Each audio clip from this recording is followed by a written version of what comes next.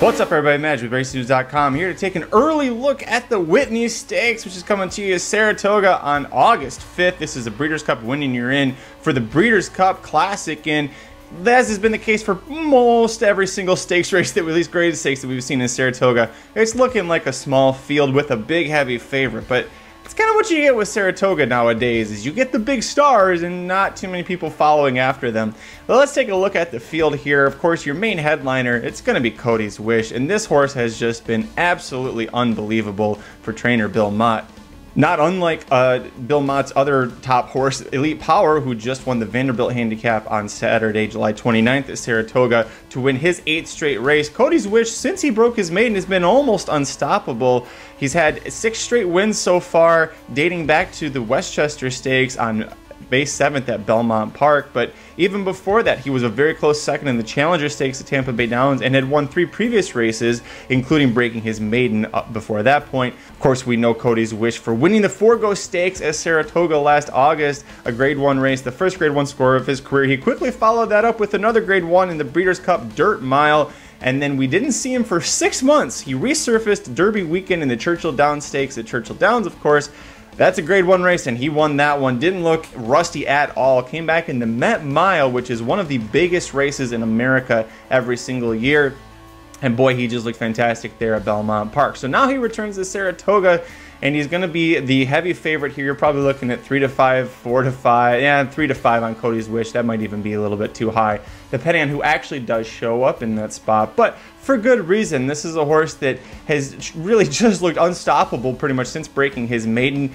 Now, the big question mark with CODY'S Wish is going to be the distance, right? He's never gone a mile and an eighth in his career. The Challenger Stakes, that was a mile and a 16th. And listen, it was a year and a half ago. The things have changed a lot for CODY'S Wish since then. He is a son of Curlin, which is important for 2 reasons here. One, Curlin horses have shown that they can handle distances no problem, and he's out of a Tappet mare, so you're getting distance pedigree underneath as well. But also, Curlin horses are known for getting better with age. They're like a fine red wine, and look no further than Elite Power next door in the Bill Mott stable. That horse, also 5 years old, just keeps getting better and better as his 5-year-old season progresses. That's what we're seeing with CODY'S Wish here.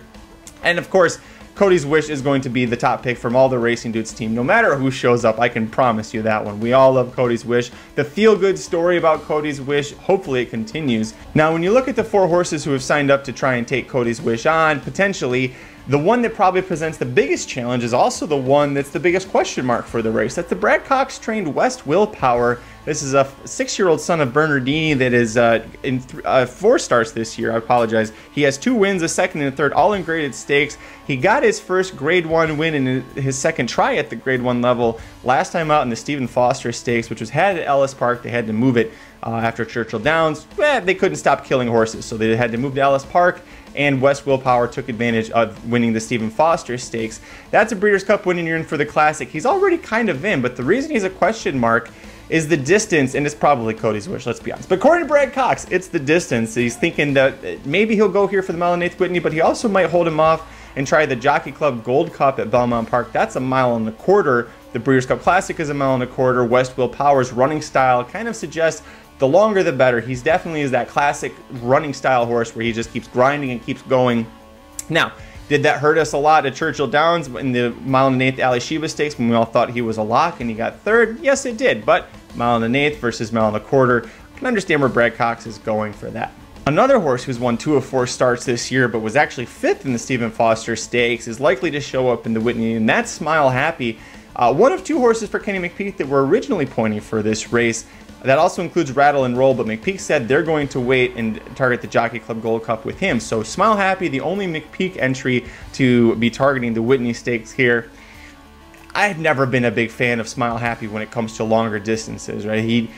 I thought he should have won the Toyota Bluegrass Stakes last year as a 3-year-old. He had the lead and kind of coughed it up. I was concerned, or I thought that the distance kind of did him in there. He did win the Kentucky Jockey Club Stakes as a 2-year-old at Churchill Downs as a 1.16 miles, but it seems when the distances get longer, yeah, he won the Ali Sheba Stakes. Kenny McPeek horses are so hard to predict. You're going to get a price on this horse. I think of the 5 that I'm going to talk about, this is the horse that will be the longest price, especially because he got 5th in the Stephen Foster Stakes last out. Maybe you want to play him underneath. I don't think he presents any challenge whatsoever to CODY'S Wish in the Whitney Stakes. Now, speaking of the 2022 Bluegrass Stakes, the horse that did win that race is also likely to show up for the Whitney, and that's Zandon for Chad Brown. And the Toyota Bluegrass Stakes, that's the last time that this horse has gotten a victory. He's only actually won twice in his career, but in 11 starts, he has 5 seconds, 3/3. He's only missed the board once, and that was when he was close fourth in the Cigar Mile Handicap, a Grade 1 race, last year at the end of his 3-year-old campaign. He missed 6 months to kind of recover, grow up, and get better, hopefully, and he got a good second in the Westchester Stakes to start his 2023 campaign. Came back the next month and was second in the Met Mile to Cody's Wish. This is a Johnny Tryhard horse, not someone that I'm ever going to sit here and think, yeah, you're a classic horse. You are a horse that I think is going to win the Breeders' Cup Classic. You're a horse that I think is going to win the Whitney Stakes over Cody's Wish.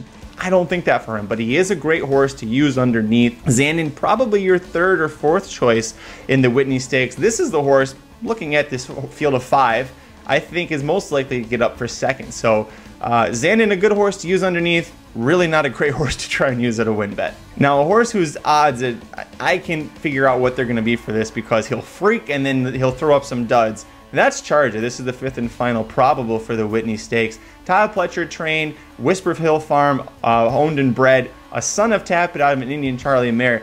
At times, this horse looks absolutely fantastic. He had a really nice maiden special weight win as a 3-year-old last year.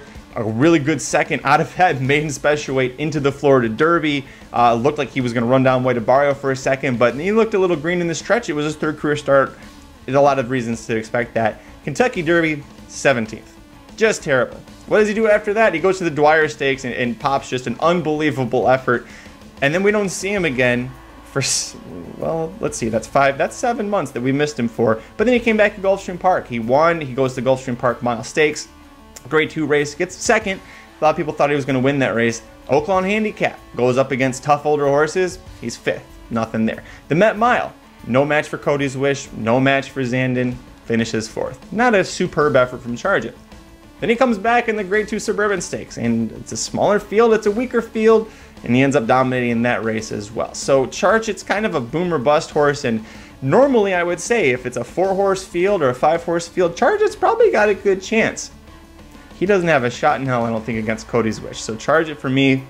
I think 3rd is the best that you could do with this horse, and I don't even know if he'll be able to handle West Willpower. That's the other horse that I'm thinking about using underneath Cody's Wish. So there's the 5 horses right now that are probable, according to Naira, for the 2023 Whitney Stakes. Reminder, it's a Breeders' Cup winning you're in for the Classic. And the Cody's Wish train, let's just see if it keeps on rolling all the way to and through the Breeders' Cup. But what do you think about the Whitney? Are you on Cody's Wish train as well? Who do you like of those 4 other horses to play underneath? Are you like me? You think a Cody's Wish Zandon Exact is how it ends up? Maybe you want to play Smile Happy. Go for the McPeak at a price angle. Maybe you like West Willpower. Maybe you think West Willpower can even upset Cody's Wish. Let me know down below in the comments section. Before you leave, hit like on the video. Subscribe to youtube.com/racingdudes if you haven't yet. Got tons of great content all through this summer for Saratoga, Del Mar. We'd love to have you there. Until next time, good luck. RacingDudes.com is your home for the best free picks for every race, every track. Summer's here, our picks are heating up. We want you to join us in the fun. Subscribe to the Racing Dudes YouTube channel right now. Click the notification bell. You don't want to miss a single one of our awesome videos. Want to make money betting horses? Bet with the Racing Dudes.